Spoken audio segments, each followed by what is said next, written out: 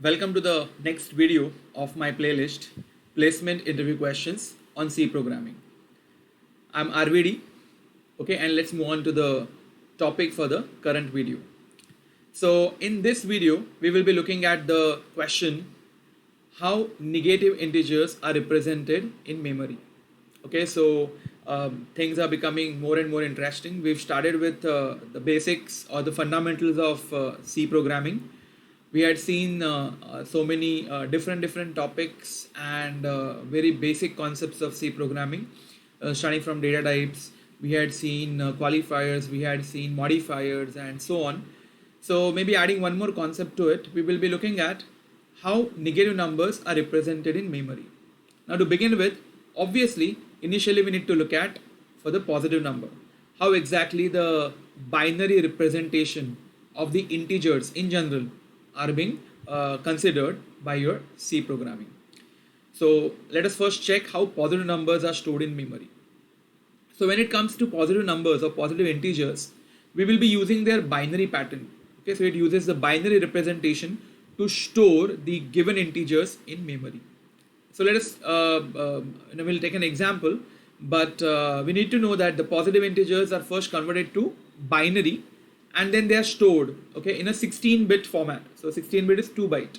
Again, that depends. We are going with the standard ANSI C, as I said, but it depends on which compiler you are using. Okay, sometimes you will have integers getting represented using 4 bytes also. Fine. So, but for our discussion, we will be sticking to the 2 byte or 16-bit representation of a integer. Okay. So let's take an example for the binary representation. So let us take the number as 13. Now, what is binary of 13? I hope all of you know that 8421 concept. Maybe I'll take one example first. So if at all I want to convert binary 13, so maybe I'll be making use of something like this, 8, 4, 2, 1. Obviously, you can go ahead with like 16, 32 and so on. But currently for 13, this much is sufficient. So if I want to represent 13, I'll take 1, 8 and 1, 4. That is 8 plus 4 is 12. Then I don't need 2. I just need 1. So 1101 has to be the binary representation of 13. Okay. Now, obviously, as I said, we need to represent that into 16-bit. So if at all we represent that 13 into 16-bit representation, this is how it's going to look like. Okay, so you can see these are the 16 bits, and currently we are only working with, or we are only concerned with these many bits which are sufficient to store 13. Fine, so this is how the positive numbers are generally being stored in memory. And if you see, this is the sign bit, this is what we called as MSB, the most significant bit, which is considered to be a sign bit. And for positive number, 0 indicates positive, and if it is 1, the sign bit is 1, then that indicates negative. So you'll see when we'll obviously have the negative numbers getting stored, the sign bit will be stored as 1, whereas for positive numbers, it will be stored as 0. Right? So let's move on to negative numbers and their representation in memory. So representing negative numbers in memory. Negative numbers can be stored using 2's complement form. Okay, again, there are other ways also. So today in this video, we'll be looking at 2's complement form for storing the negative numbers. Now, what is 2's complement?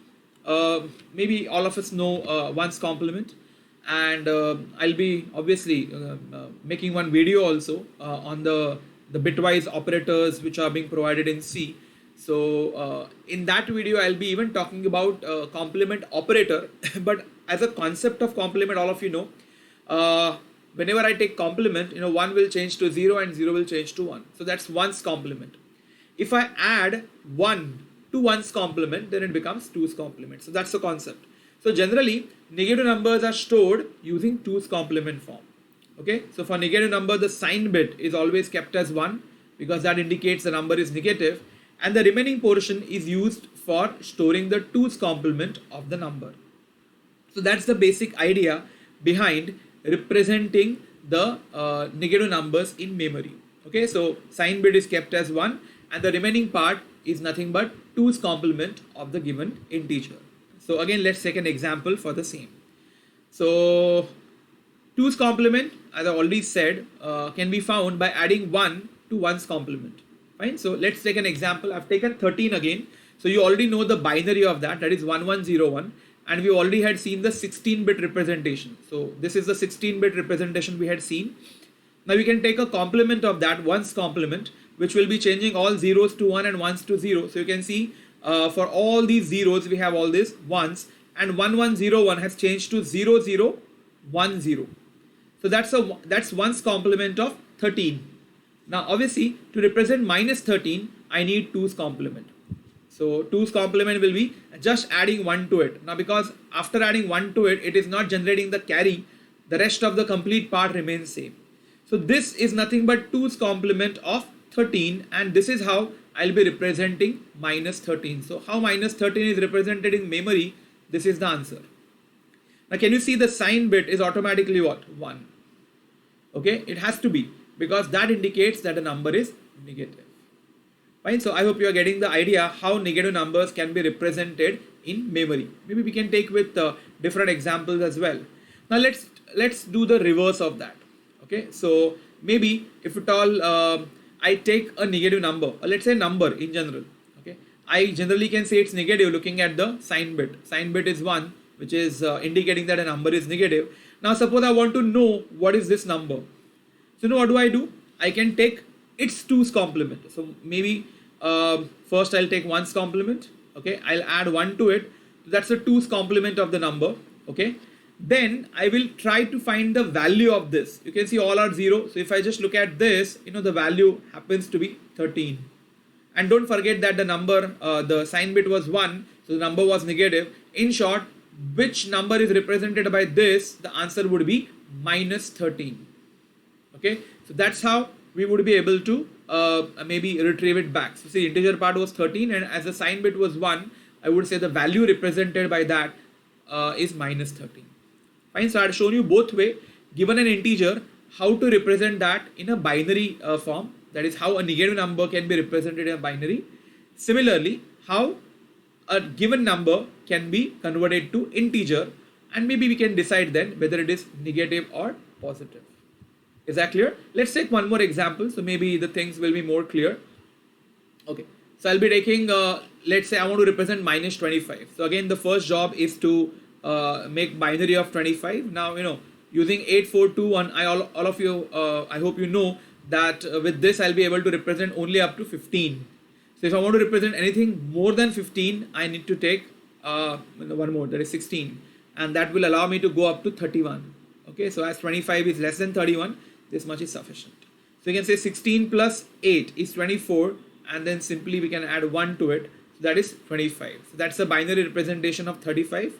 So you can see 11001, 11001, and the rest all is 0. Now I'll take the complement of that. Okay, that's 1's complement. You add 1 to it, so that will give you 2's complement. And that is how you will be representing. So this is the way you will be representing minus 25 in memory. So that's the representation. Okay, again we can do opposite of that. So I've taken the same number. I'll take 2's complement, that is 1's complement plus 1. And you can see, because the integer part is 25, the sign bit was 1. So which number which value rather this represents is minus 25. You can see that same discussion over here. Are you getting it? So likewise, we can do many more examples. Is obviously you need to know how to first of all get a binary representation of a given number. Okay, how do we represent that in 16-bit?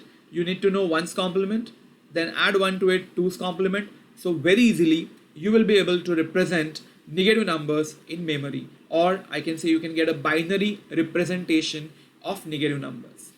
Fine, so I hope this video has helped you in understanding one more concept, that is the representation of negative numbers in memory. Okay, I will obviously come up with many such basic concepts to make your fundamentals of C programming strong, and then maybe I'll even take up some problems and programs as well, which will obviously enhance your confidence of programming in C. Okay, so that's it for the current video. Thank you and happy learning.